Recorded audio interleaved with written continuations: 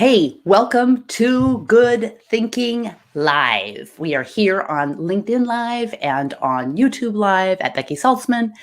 Thank you so much for being here every morning, well, most mornings, at 9 a.m. Pacific time and 4 p.m. Greenwich Mean Time. So I am so glad you're here. Let me know in the chat that you are here, where you're from, and we'll get started on a show that's going to be kind of interesting and different because as those of you who have been here in previous Good Thinking episodes or joined previous Good Thinking episodes, been a part of it, you know that this is just the one little opportunity each week to start off each week to take away time from all the time that we are told what to think, to spend a little bit more time on improving how to think.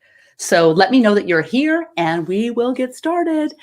I first, as I see you guys coming on and letting me know where you're from, I have a question for you. When you really think about something that you believe in, and it could be, from your family, it can be from work, politics. How did you form that belief? Were you born believing that this company's growth would be best served by this widget getting out in June of 2021? No, at some point you came to the belief that that's something you should do for your company. Or were you born with the belief that you should go into this field or that field? No, it's like, these are things that you come to these beliefs in some way. So why do you believe what you believe?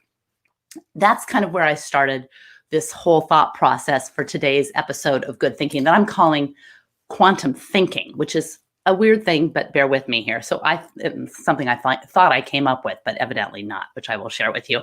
Anyway, let me know who's here, who's in the posts. I want to see who's here. All right. One of my favorite books is by a guy named Josh Waitzkin. He wrote a book called The Art of Learning. I highly recommend it. But the thing I loved about the book was that Josh was the kid back in the day. He was a chess master, like a very, very young chess master. And this book was, Josh was the basis for the movie Searching for Bobby Fischer. So he wrote this Art of Learning kind of with his idea of what it means to learn and how to learn.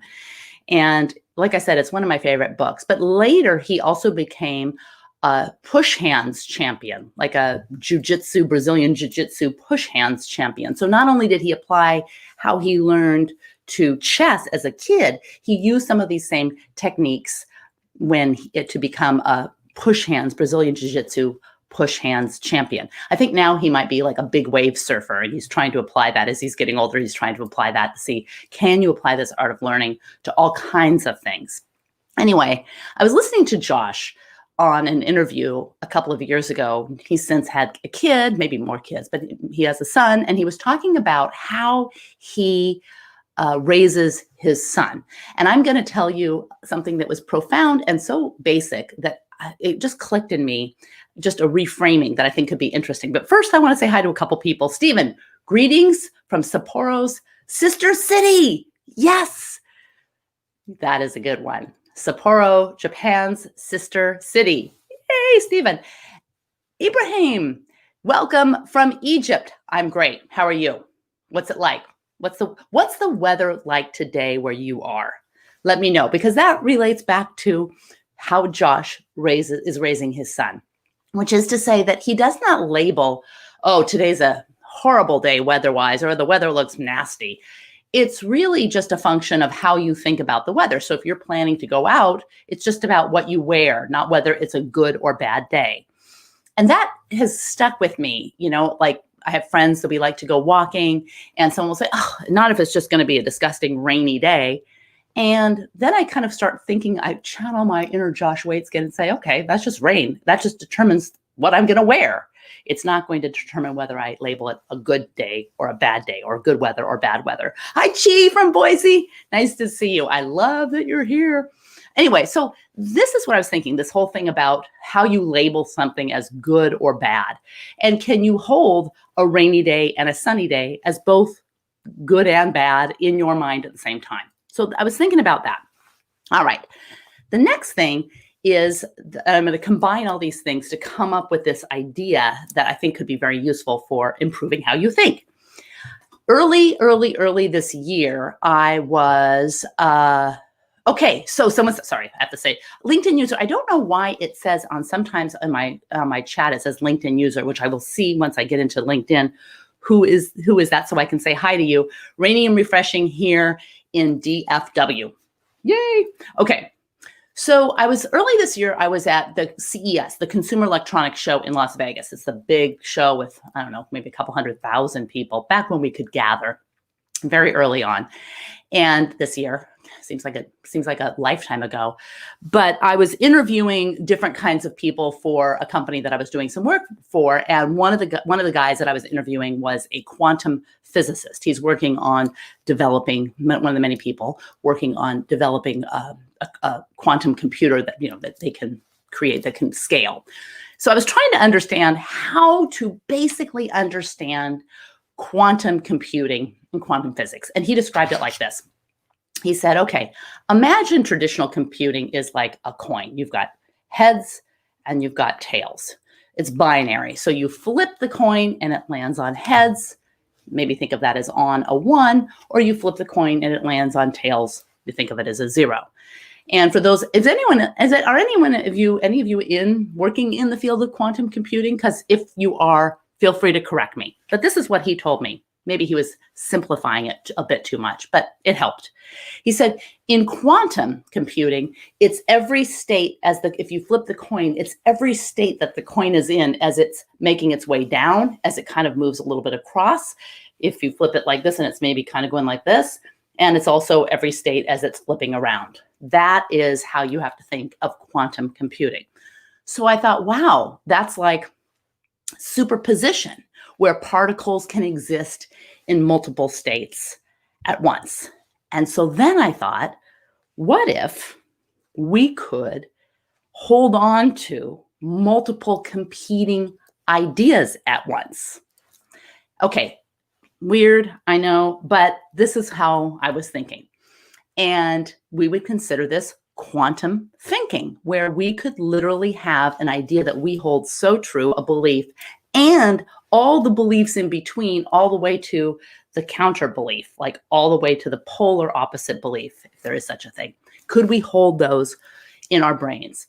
Because we know that coping with nuance or contradictory ideas can be mentally stressful. And it requires energy to sit with seemingly opposite ideas that all seem to be true, which is why we discount ideas that don't match our beliefs.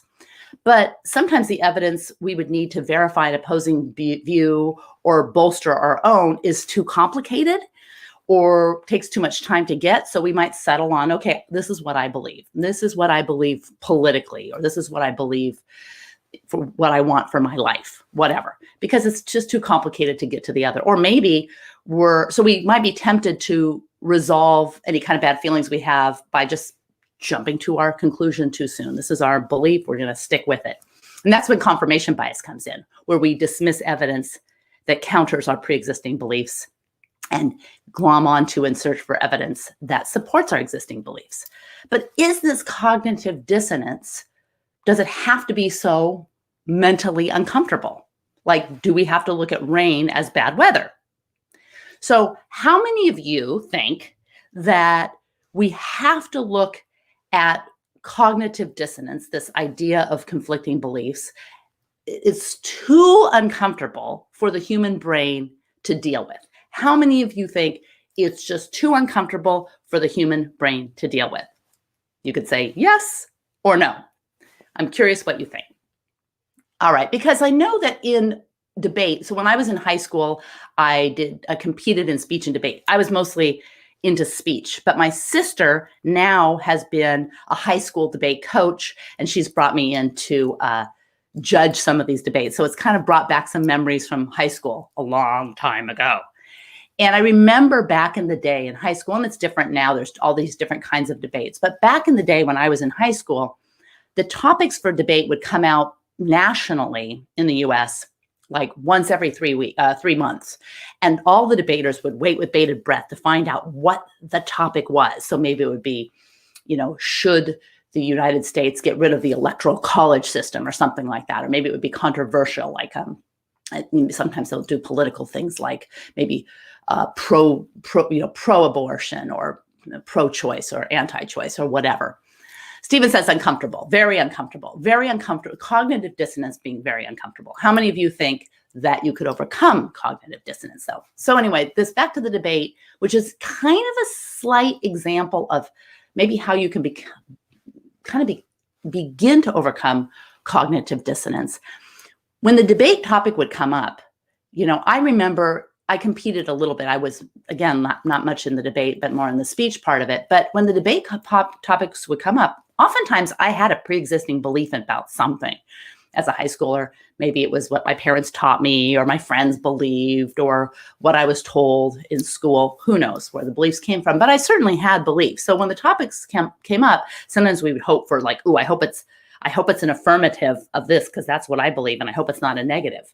But regardless of what you believed in this whole debate experiment, you would have to know the other side, because you would be assigned at the last minute to be affirmative or negative. So if there was something that you totally believed in and you got a negative, you better be prepared with all of those arguments. And of course, it's different than a negotiation, because a debate is different than a negotiation. But that process of at least being willing and required to understand the other points of view and all the nuances in between really was required to become successful in debate. So it was fine to say afterwards, oh gosh, I really didn't believe that. Well, you really argued that effectively. I believed you. Well, great. That meant you were successful, even if you didn't personally believe the side that you argued.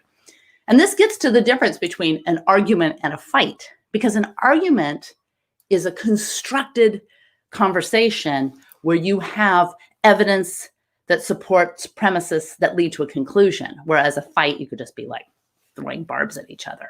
So the idea of an argument can be really, really fun. Like turn the idea of an argument into what you're going to do with a rainy day. A rainy day can be a beautiful day, can be a good day, same as an argument. All right.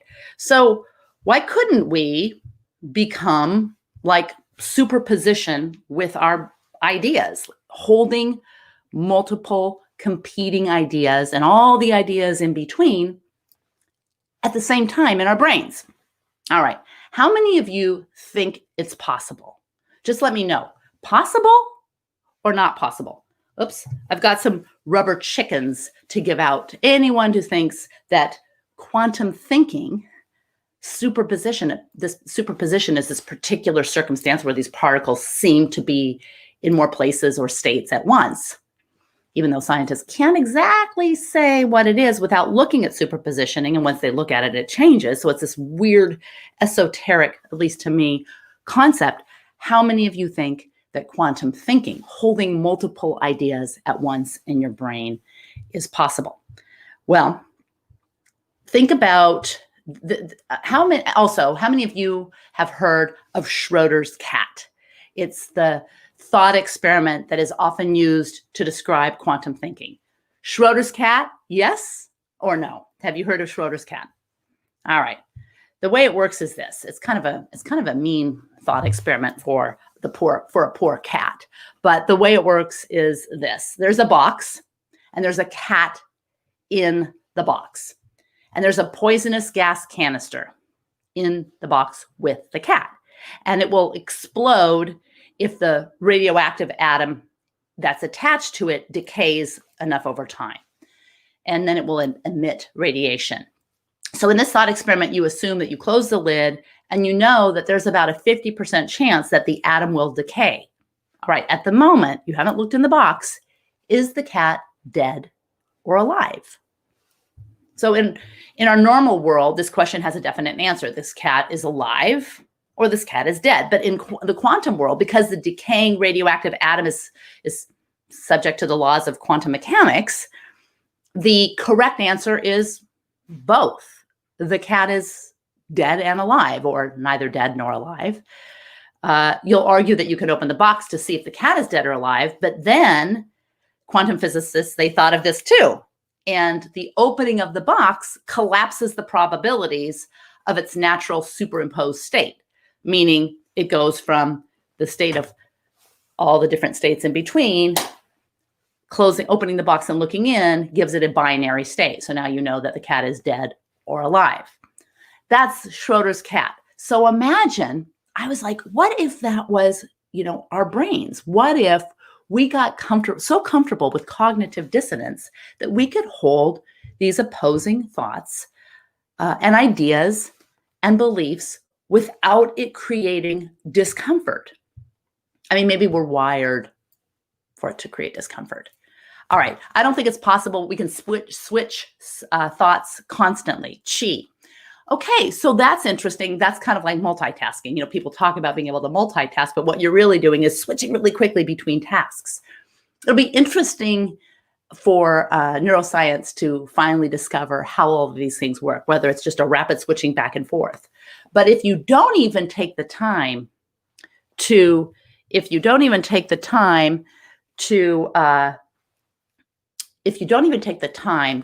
consider what the other arguments are, then then you wouldn't even know enough to be able to switch back and forth. Okay, so Ibrahim says, please tell us about the advantages and disadvantages of quantum thinking. All right. One of my favorite quotes. I was going to end with this favorite quote, but I'll skip right to it. And I think it really summarizes why quantum thinking can be so valuable. For one, it really definitely enhances intellectual empathy. So if you're trying to understand someone else, you would have to be able to understand where their beliefs came from. But if you dismiss them too soon, then the only way that you can kind of describe it is, oh, they're dumb, or they're other, or they don't get it, or they're not as evolved as I am. So one of the things is just being more intellectually empathetic to be able to work with society, work with people who are not like us, or don't think or don't share your beliefs. And the other thing is, you may find that you are wrong about some things. And the final thing, perhaps, is that being uncomfortable with being wrong is an absolute necessary state for progress, for getting closer to the truth. So the scientific pursuit, the scientific theory, doesn't say, okay, now what we know in 2020 is all there is to know. It's here's what we think as a hypothesis. We support it with evidence that becomes a theory, and then we continue to poke at it to see, does it hold up? Or do we need to revisit things? And this is how we progress as humans. So one of the things is it'll just make us more understanding of all the different ways of thinking in the world. And it also might help us bolster our own beliefs by adding things taking out pruning off some of the bad thoughts or bad beliefs or bad ideas. But also, I think John Stuart Mill summed it up, and I'm going to read his quote. Usually you hear, was rather a philosopher, brilliant philosopher. And you often hear his quote, "He who knows only his side of the case knows little of that." So that's the beginning of the quote. He who knows only his side of the case knows little of that. Meaning, if all you know is your side, you don't know enough. So that might be one of the advantages, is to know more about your own side of the case. And he goes on to say, his reasons may be good and no one may have been able to refute them. But if he is equally unable to refute the reasons on the opposite side, if he does not so much as know what they are, he has no ground for preferring either opinion. Nor is it enough that he should hear the opinions of adversaries from his own teachers, presented as they state them and accompanied by what they offer as refutations. So if you're just learning from some other person that believes what you believe about someone who doesn't believe the same way as you, or doesn't adhere to the same ideas, then you're not hearing from the original source. And then he goes on to say, he must be able to hear them from persons who actually believe them. Original source material, like in good thinking, know the original source. Is it reliable? He must know them in their most plausible and persuasive form. So the advantages come from not when you read someone else dismissing someone else's argument, because the advantage doesn't come from remaining with like-minded people who can all kind of sing to the same, preach to the same choir. The advantages come from when you go and hear from the most persuasive source ideas and beliefs that are counter to what you believe, and then being able to hold them without dismissing them in your brain in this quantum thinking way.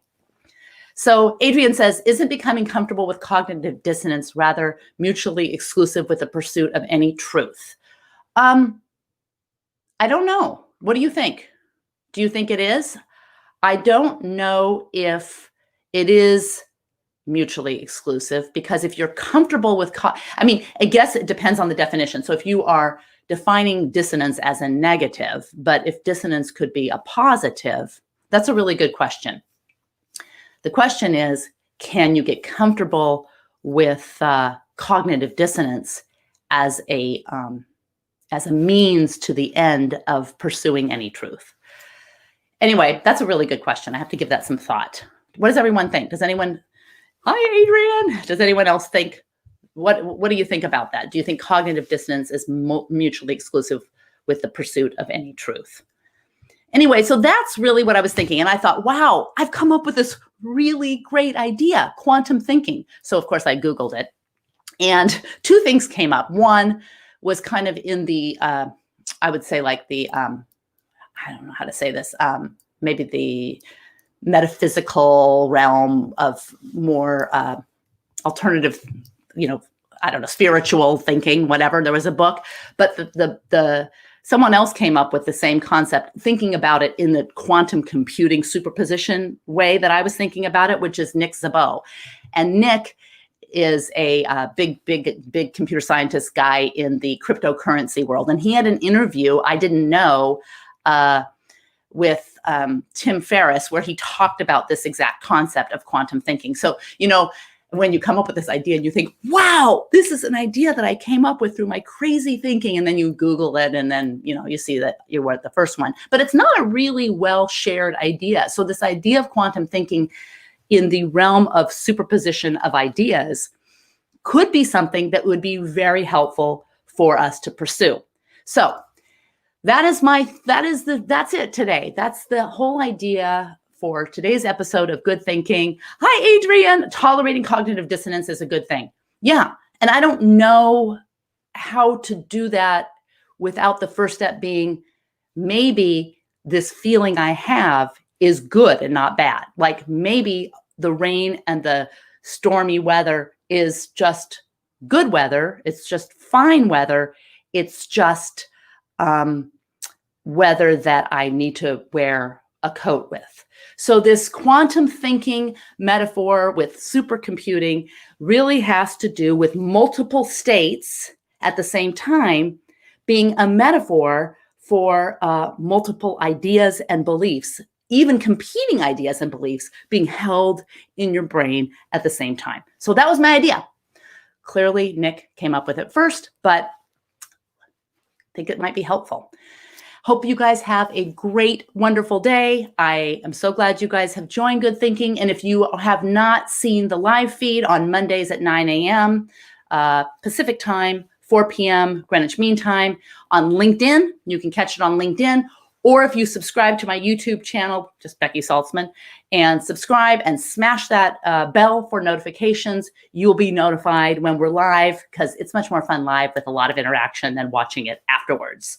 So cheers to you. Cheers to good thinking. Have a great week. Bye.